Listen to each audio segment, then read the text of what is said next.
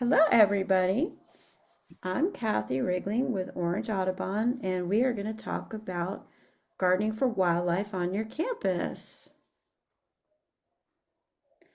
Our mission here at Orange Audubon is to promote public understanding of and interest in wildlife and the environment that supports it. So, just a little background. Spending time outside is valuable. Research shows the value of creating an outdoor learning space on your campus. So this is good documentation, like if you want to do a project to talk to your administration about. 20 to 40 minutes outside connecting with nature lowers your cortisol, which is the stress hormones. People who live with more birds are less likely to suffer from depression, anxiety, and stress. And this is a study from the University of Exeter. Numerous studies show that connecting with nature lowers your heart rate, decreases adrenaline, reduces negative thoughts, and increases concentration. And that helps students. So, if they're having trouble focusing, taking a little break outside can refocus them and help them to have more concentration. Getting outdoors to bird gives you vitamin D from sunshine, you get fresh air, and some exercise. So why create a bird or pollinator garden on your campus? Best practices for nature studies are that they occur in one location and you visit that location multiple times over seasons so that changes can be observed. And it's the most accessible for all students because it's right there on your campus. So if you're ready to plan an outdoor learning space, here's some things you can do. First, you need to understand and teach your students what habitat is. So habitat is the place where an organism lives. It's made of 4 components. We have food, we have water, shelter, and space. So if you want to draw wildlife to your outdoor learning space, you need to provide at least some of these. So create a habitat list to plan your outdoor space. So this is where you could bring your students out and teach them about habitat and the components, and then have them look for, well, what's some food here for, and think specifically. Maybe you're thinking about birds, or maybe you're thinking about butterflies, or maybe you're thinking about native bees. So they might draw separate pictures of what food's available, what type of shelter or cover is available, where there's water available, and where there's space. And you can actually create a habitat map using the computer as well, and doing like a bird's eye view. So I'm going to share with you a habitat that I created several years ago and how it worked out for me. So you want to find a space on your campus that's accessible to students and has available water supply. Those are the 2 big things. So this is a space that I had available. So I was in this portable, and I had gotten moved into this portable, and I had this little island here. And the only good thing going for it was it faced the windows of the classroom. It was where the students walked by every day. There was water nearby, and there was these nice native oak trees, but everything else here, non-native. So the first thing we did, and we did this through my after-school nature club for the most part, not my students. So we did most of the initial clearing out of the non-native plants on a Saturday beautification day. So there were other people on campus that were doing, litter pickup and stuff like that. But my students came out with their families and did a lot of work because there was rocks and there was grass and plants that were just, their roots were really bound into the soil.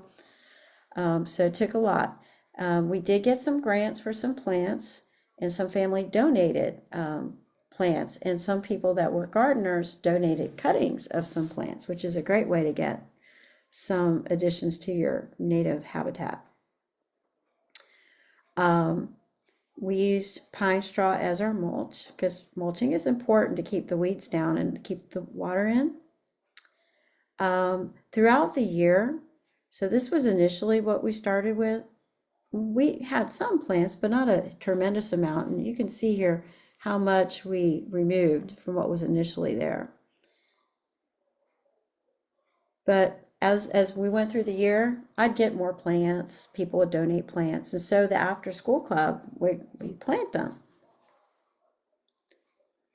And we added some bird feeders. So I got a bird feeder stand and we put some bird feeders. Of course, we had permission for this. And the positive thing was there was trees nearby, because if you're going to put bird feeders up, you need to have a place for the birds to hide in between going to get food and to be successful. So we had the trees in place, even though this was somewhat a busy area on campus. And even the bird feeders were donated by the local Wild Birds Unlimited store. We put in a bird bath. And I had a water source, which was back here. There's the main building was over here. And I got one of those really lightweight hoses, and, at least 2 or 3 times a week, we'd rinse out the water. The students in the club, we did monthly, and they turns watering until it was established. Now, if you're using native plants, once they're established in the ground, you're not going to need to worry about watering because they're adapted to our environment. And in several months, the garden started to really fill in. I was amazed how quickly it took off. And so this is my classroom, was right there. And we had some unexpected visitors, like this snail. And I was fortunate, and my portable was fairly big, so I made a little bird collecting data desk. When students were finished with their work, they could come over here and they could watch for birds, and they could record what was there, and then I could put it into eBird. And it became a place where students could observe nature. So how I was able to work it, because I had middle school students, is I assigned them a prompt every week in the nature journal that they kept, and the prompts related to what we were studying. So it was standards based. And I could watch out the window when the kids were doing independent work and send groups of, 3 or 4 kids out at a time to answer the prompt. They would go out. So maybe we were doing food chains, and I'd have them go out and say, draw a food chain of what could be here in this garden. And maybe they could find a plant that could be eaten. Maybe they could find a small insect. Maybe they could find, a frog or a lizard. And it was very effective.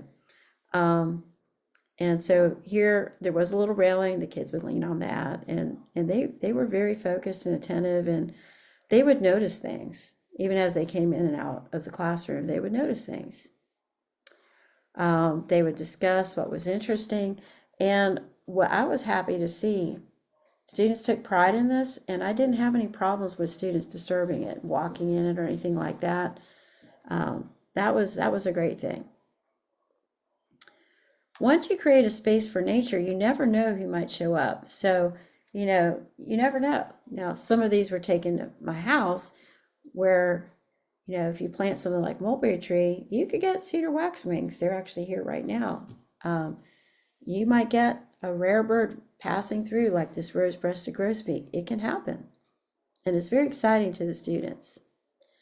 Now, sometimes you have to make adjustments. And you can see here, there's no birds coming to this feeder because this red-shouldered hawk decided that it's hungry too. Now, red-shouldered hawk doesn't hunt birds very frequently, probably using that just as a base to look for lizards and things like that, but still the birds aren't going to come. So if that happens, you take your feeders down for a week or two, the hawk will find a new place to go, and then you can go ahead and put your feeder back up. So what if you want to attract other things like pollinators? What you want to do is plant a variety of native wildflowers that bloom at different times of the year so that you always have something in bloom. And I'll go over resources on how do you find out what to plant. Because if you plant the right plants, you're gonna attract a lot of pollinators. Like today in my yard, I found my first Gulf fritillary caterpillar of the year. because I have the right plants that attract that butterfly. You want to plant your native plants in clumps rather than single plants because, if there's only one little plant of that type, it won't sustain many of whatever you're trying to attract.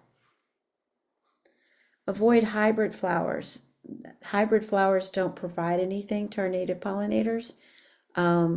So, if you want a showpiece plant, just to make your garden a little more attractive, that's fine, but don't put too many in.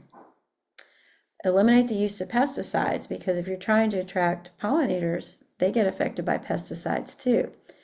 And if you have native plants, the native insects will eat anything that's trying to overtake your garden. Include larval host plants. So you want to make sure, of course, this is a monarch caterpillar, and this is a native milkweed. And if you have the larval plants for the caterpillars, the adults will lay eggs on them, and you'll get caterpillars. It'll be really exciting. Have an area of leaf litter for those that pupate underground. Now, this is a really amazing caterpillar called a hickory horn devil, and it pupates into a moth. But you probably won't see this during the school year because this actually was taken at summer camp. But this is a really cool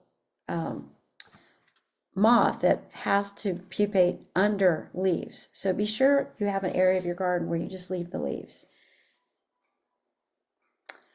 Hummingbirds. If you want to attract hummingbirds, they like tubular flowers.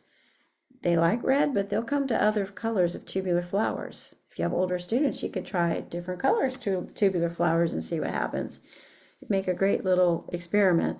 And there's no need for you to have a hummingbird feeder because they're a lot of work. You have to change the water very frequently. But if you have the native plants, they take care of themselves. Provide a place for native bees. Native bees they're mostly solitary. They're mostly not aggressive. So research the plants that are required by the native bees in your area. And this passion vine is an easy native plant to grow and really beautiful. Go chemical free for your pollinators. Avoid synthetic pesticides, fertilizers, and herbicides. Use organic products and natural solutions such as compost to enrich your soil. So you can teach your students about composting too. Provide a low water source by filling a bird bath with large pebbles and fill halfway with water if you want to provide water for pollinators, because too deep is not good for them. Provide bare ground for ground nesters and a snag or log for those that bore into wood, because that's where they will lay their eggs. So why focus on native plants? Well, no pesticides are needed. If you put the right plant in the right place, you only have to water until they're established. In winter and migration, the berries and seeds of these native plants sustain the birds. So this is beautyberry, which is a really easy plant to grow, and it is really pretty. And here is a black-throated blue warbler that we photographed last fall, feasting on those berries during fall migration. Here's a great resource. Dr. Doug Tallamy, who's an entomologist, he did a lot of research on native plants and increasing the biodiversity at his yard. And check out his books. And there's also a website called bringingnaturehome.net where people post like their native gardens, and you'll get a lot of ideas from the books and for this website. Songbirds need caterpillars. So you might look at this and think, oh no, but I want my butterflies and it's going to eat all the caterpillars. They won't. And mostly these warblers, such as this northern parula, their preference is not the caterpillar of a butterfly, but the caterpillar of a moth, because the caterpillars of butterflies often have toxins on the outside and they're kind of got a harder outer coating, which is harder to feed to their young. So they like the squishy moth caterpillars. Here's an example of a butterfly caterpillar. The birds don't prefer those. Songbirds need the larva of the small moths. Like you might call this like an inchworm, but it's really a caterpillar. And these are favorites in the spring of the birds. Now, if you see your native plants have leaf damage, it's okay. That's good. That means some insect is using your plant as food. Small caterpillars are easy for a warbler to pick up and to feed them to their hungry chicks. For chickadees, for example, your yard has to have 70% or more natives. Otherwise, there's not enough caterpillars for their babies. But just do what you can. Every little bit we do does help. Oops, sorry. If you're going to do one thing in your habitat, plant an oak tree. Oak trees support the greatest biodiversity of caterpillars. There's over 534 species of caterpillars in North America. Sorry. How to find out more about native plants? Go to the Florida Native Plant Society's website, and they have a lot of information. Also, go to National Audubon Society. There's a whole tab on their website called Plants for Birds. And what you'll do on the website, you put your zip code in, and it will come up with a whole list of plants suitable for your location. It will also show what birds it might attract, and will also list what butterflies or other pollinators would be attracted to it. And it will also tell you if it has other attributes like fruit or nectar, things like that. You can also find out where to buy them. You can order seeds. We'll list some plant nurseries. So I hope you check that out. And even if you can't start out with a huge project, start small. Just start small. Start somewhere, and you will see the pollinators will come. So our next webinar will be the City Nature Challenge in iNaturalist, which is a project that's coming in April that your students can participate in. So save the date, April 9th, same time. We'll send out the link. And I hope everyone has a great evening. Thank you for joining us.